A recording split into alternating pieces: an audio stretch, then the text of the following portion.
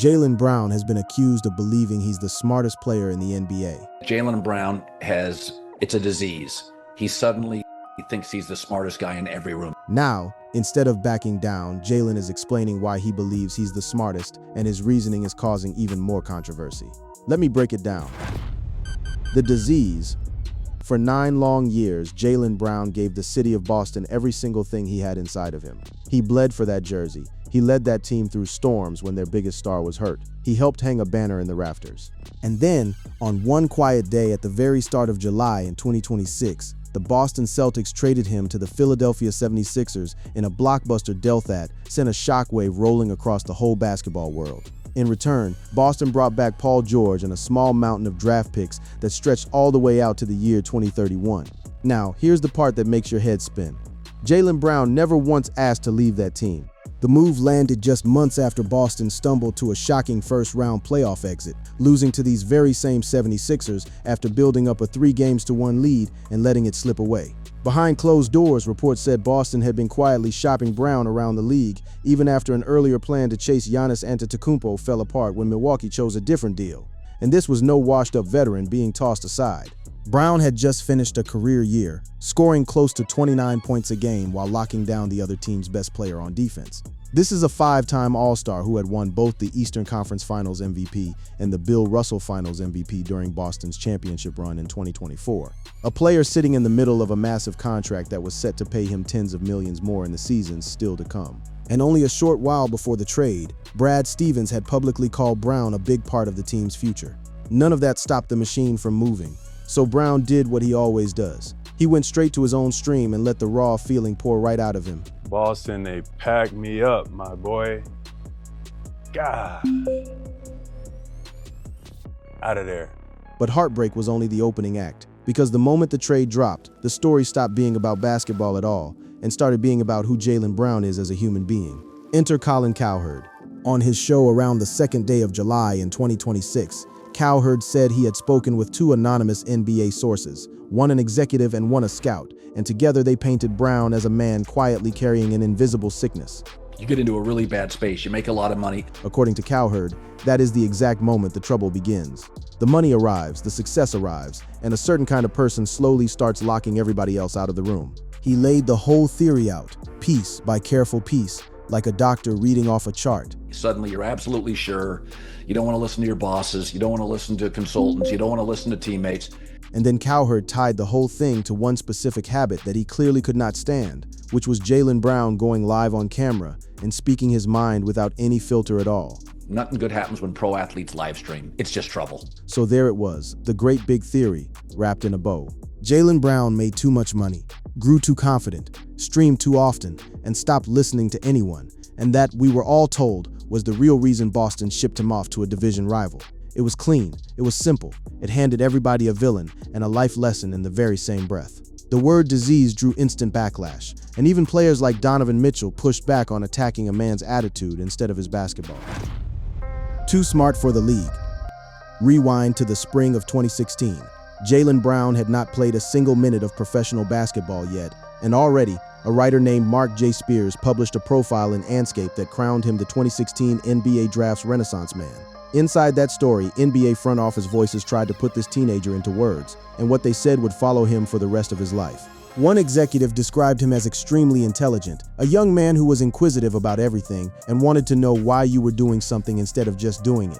That same voice worried out loud that Brown did not fit the mold of a so-called basketball player. And from that worry, a whispered warning was born and passed around draft rooms. Too smart for the league. The wild thing is, Brown had earned every ounce of that reputation completely on purpose. He chose the University of California, Berkeley, one of the most academically elite schools on the entire planet, over traditional basketball powers. As a true freshman, he signed up for a graduate-level class in the cultural studies of sport and education, all while averaging 14.6 points a game and winning Pac-12 Freshman of the Year. He walked into the draft without a traditional agent, building instead a team of advisors stacked with educators and scholars who held doctorate degrees. Hall of Famer Isaiah Thomas, one of his mentors, compared him to the kid in the classroom that the teacher wants to spend extra time with because his mind is simply different. And the list only grows deeper from there. He was a chess player, a student of history and philosophy, and he learned to speak Spanish. He later became a director's fellow at the MIT Media Lab. He built the 7U's Foundation to fight the opportunity gap for kids who came from where he came from. And at just 22 years old, he became the youngest vice president in the history of the Players Union. He even converted to Islam in 2021 and made the pilgrimage of Umrah to Mecca. And Brown himself has spent years trying to explain why the world keeps forcing him to pick a single lane. He said it plainly during a public talk he gave at Harvard. I get this question a lot. Jaylen, do you identify as an intellect or do you identify as an athlete? That is the question the world will not stop asking him, and he has always hated it in his bones. To Brown, the question itself is a trap because it quietly assumes that a person can only ever be one thing at a time. And to be honest, I never give anyone a straight answer because to be honest, I hate the dichotomy of it. I hate the fact that it has to be one or the other. And Brown believes there is a real reason certain athletes get boxed in this way while others never do. He pointed straight at how the media talks about players, and he laid the whole double standard bare in front of that Harvard crowd. What do they describe him as? He's a beast, he's a monster, he's not human, not real, man-child. Then he flipped the coin over and described how those very same voices talk about a different kind of player. When the media describes JJ Redick, they say he's so technical, so smart, so he's a student of the game. In his most searching interview ever, he told The Guardian that the idea of the feeble-minded athlete is a narrative that carries a racist undertone. He was not whining. He was calmly naming a pattern out loud. His answer, back then and now, has always been to encourage other athletes to stop being afraid of their own voices. I think not be afraid. I think that's the first thing. And here is the twist that the doubters never saw coming. That very same curious, questioning mind, the one so many people warned would be a problem, quietly turned into a weapon on the basketball floor. In the 2024 NBA Finals, Brown took on the job of guarding Luka Doncic and walked away holding the Bill Russell Finals MVP trophy, becoming the leader of a championship team. The so-called weakness had quietly become his superpower. Way back in 2018, standing at All-Star Weekend, he told CBS Sports that the whole too smart thing was just a narrative and that it was time to move on from it. And through all of it, his answer never really changed. I am who I am. Take it or leave it. Let's keep it a buck. Jaylen Brown did not send out a polished press release. He did not hide behind a public relations team or a carefully worded statement. He went live on his own Twitch channel, pulled Cowherd's clip up on his screen, and played it for his audience so everybody could hear the accusation with their own ears. And then instead of firing back with a bruised ego, he did something almost nobody saw coming. He calmly started taking the whole idea of intelligence apart. I think intelligence is like relative, there's different forms of what intelligence looks like. And then came the exact moment that the entire internet clipped and shared and argued over. The moment that answers the whole title of this story once and for all. I never told anybody, look, I'm the smartest person in the room. That may be how they took it. But let's keep it a buck. He simply admitted that maybe, just maybe, that is how some people chose to hear him. And then with a little grin, he twisted the knife in the most honest way you could imagine. In sports, no offense to everybody in sports, but the bar is fucking low. The bar isn't that high. That is the whole thing in a nutshell. Brown is not standing on a mountaintop calling himself a genius. He is telling you that the label says far more about the low bar the world sets for athletes than it ever said about him. But the part that clearly cut him the deepest was not the disease word at all. It was where all these words keep coming from in the first place. We gotta stop with the anonymous sources chat. I'm tired of these damn anonymous sources. And then he did the boldest thing of the entire night. He aimed straight at the media figures themselves, suggesting that the so-called secret sources might be sitting right there in plain sight the whole time. Anonymous executive, anonymous source, Colin Cowherd, Bobby Marks, Stephen A. Smith. Anonymous sources is saying anything. I think y'all are the sources. This right here is the real reason Brown streams in the first place.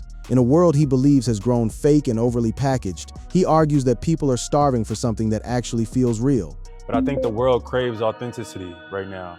Everything is so PR. So on the one big question that kicked all of this off, the question of whether an athlete should be allowed to speak raw and unfiltered, Brown handed Cowherd the most respectful goodbye he could offer. Me and Colin Cowherd can agree to disagree on that. And then he turned the whole moment into something much bigger than himself. Instead of only defending his own name, Brown spoke directly to every young person watching who might feel scared to show up as their real self after seeing him get attacked. He told them plainly not to let anyone talk them out of their own voice, not to let the fear of being clipped or criticized push them into being fake. That is the heart of the whole thing. Brown is not fighting to be crowned the smartest. He is fighting for the right to be real, out loud in front of everybody. Underneath the whole debate, though, there was a real and open wound. Brown described walking into the team facility one final time, and the small, cold detail he shared told you everything about how the split truly felt. I went up to the facility, my my key card got rejected. Damn. I just wanted to see if it was real. A rejected key card. That is how a 9-year era quietly ended. Even so, in his very first public words after the news broke, Brown opened not with anger but with thanks, giving gratitude to the Most High even in the middle of the pain. Still, he made it painfully clear that the hardest part of all was feeling a lack of respect after everything he had poured into that city. There was definitely a message being sent, and that message was received. But this is Jaylen Brown we are talking about, so heartbreak never gets the last word. Even while processing the pain, he looked back on his final season in Boston with pride. If this was my last year, this was my last year as a Celtic, this was an awesome year. He admitted the mental jump would take some real work, since after 10 years of rivalry, he had to completely rewire the way his brain feels about Philadelphia. I've been programmed to be like, man, the process.